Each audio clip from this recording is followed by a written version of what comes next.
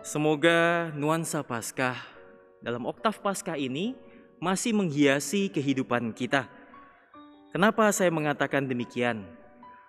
Paskah merupakan peristiwa penting dalam iman kita.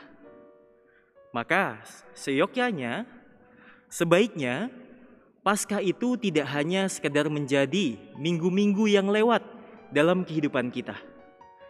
Hendaknya Paskah senantiasa menghiasi sesuatu hal yang istimewa dalam kehidupan kita.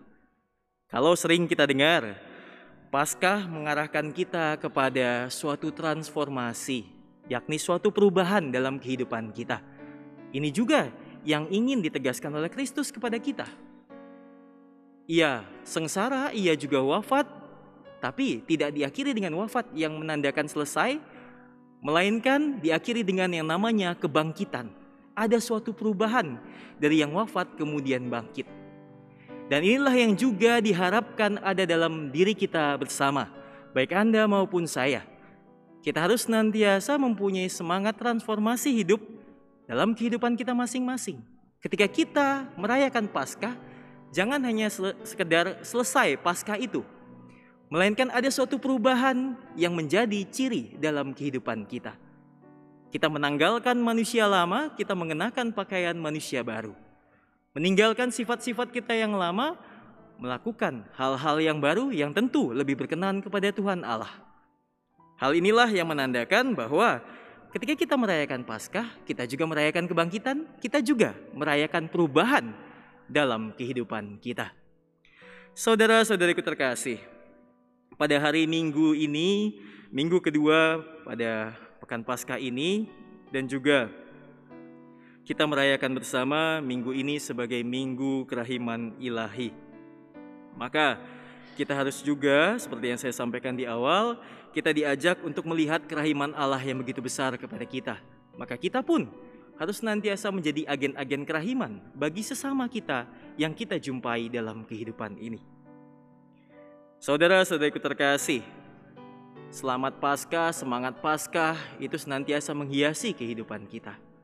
Tapi tadi yang saya katakan, kita harus menempatkan Paskah ini sebagai ciri utama dalam kehidupan kita sebagai pribadi-pribadi yang telah ditebus oleh Tuhan Allah. Menjadi apa? Kita diajak untuk menjadi manusia-manusia Paskah, manusia-manusia kebangkitan, manusia-manusia yang melakukan transformasi dalam kehidupannya, melakukan perubahan dalam kehidupannya. Jangan lagi kita menjadi pribadi yang sama sebelum Paskah dan juga sesudah Paskah. Kalau demikian adanya, maka kita akan menjadi sama saja seperti biasanya.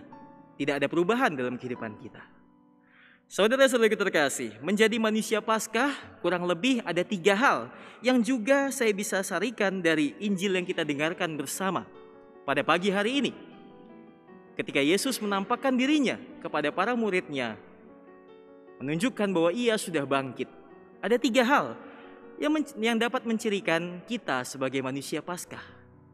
Manusia Paskah, manusia kebangkitan yang pertama-tama seperti halnya Yesus ketika ia menunjukkan bahwa ia bangkit kepada para murid, ia mengawalinya dengan apa yang dikatakan adalah damai bagimu.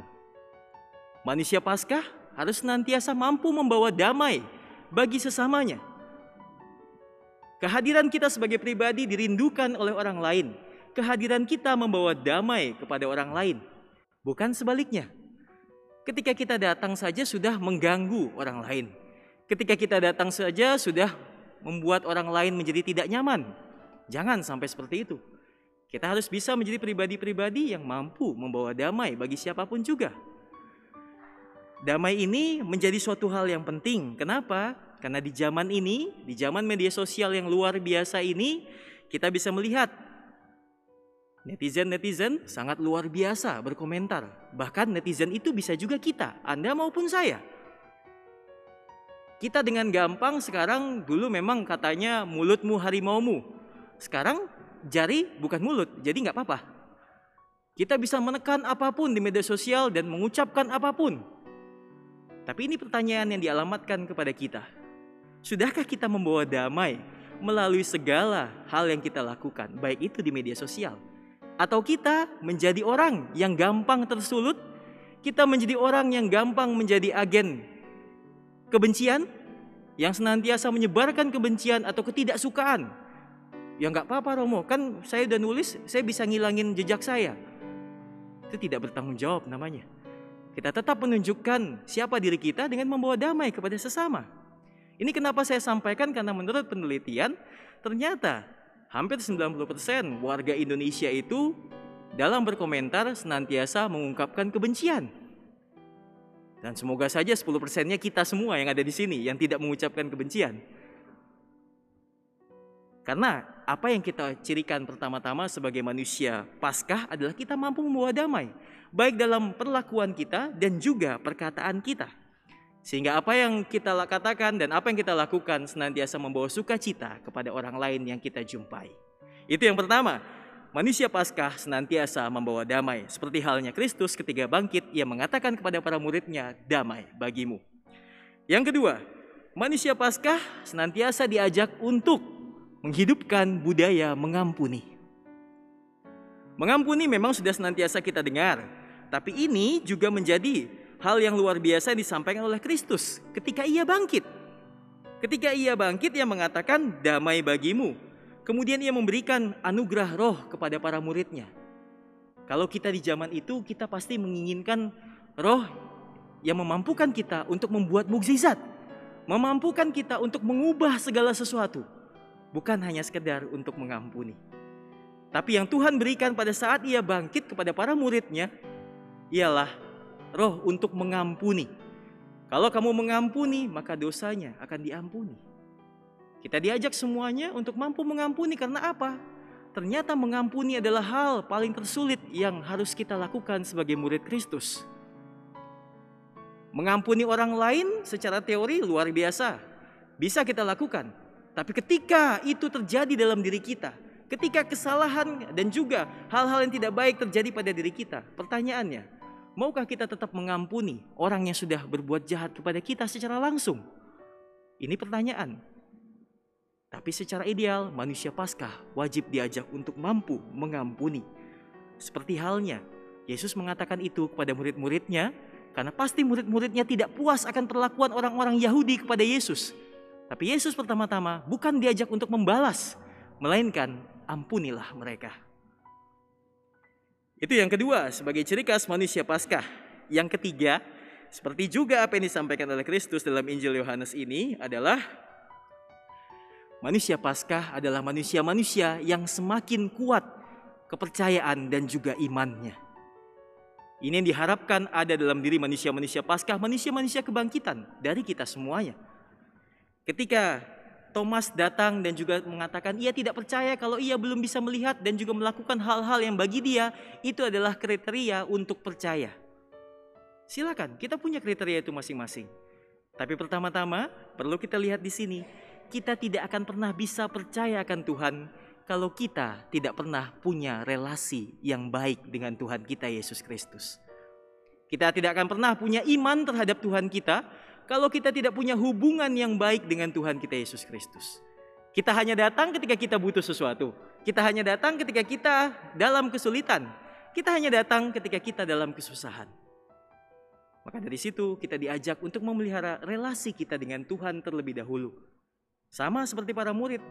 Kenapa Thomas tidak percaya? Karena ia tidak ada ketika Yesus menampakkan diri kepada para murid yang berkumpul di rumah itu pada waktu pertama. Karena relasi yang ia bangun kurang kuat.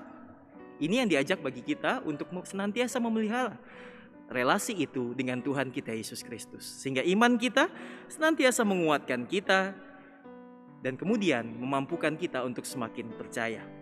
Saudara-saudara terkasih, kita pada kesempatan ini, pada hari Minggu Paskah kedua ini, sekaligus hari Minggu Kerahiman Ilahi ini, kita diajak untuk senantiasa menjadi manusia Paskah. Manusia Paskah yang bagaimana? Yakni manusia Paskah yang senantiasa mampu membawa damai, manusia Paskah yang senantiasa memberikan pengampunan, atau seperti yang kita rayakan pada kesempatan ini, memberikan kerahiman kepada sesama kita, kebaikan kepada sesama kita. Dan yang ketiga, senantiasa menambahkan iman kepercayaan yang luar biasa dalam hidup kita.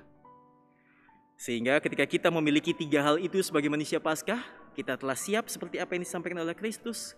kita siap untuk mewartakan kabar gembira ini kepada siapapun yang kita jumpai, karena kita adalah manusia Paskah, manusia-manusia kebangkitan yang senantiasa memiliki kepenuhan iman dan juga relasi dengan Tuhan Allah kita.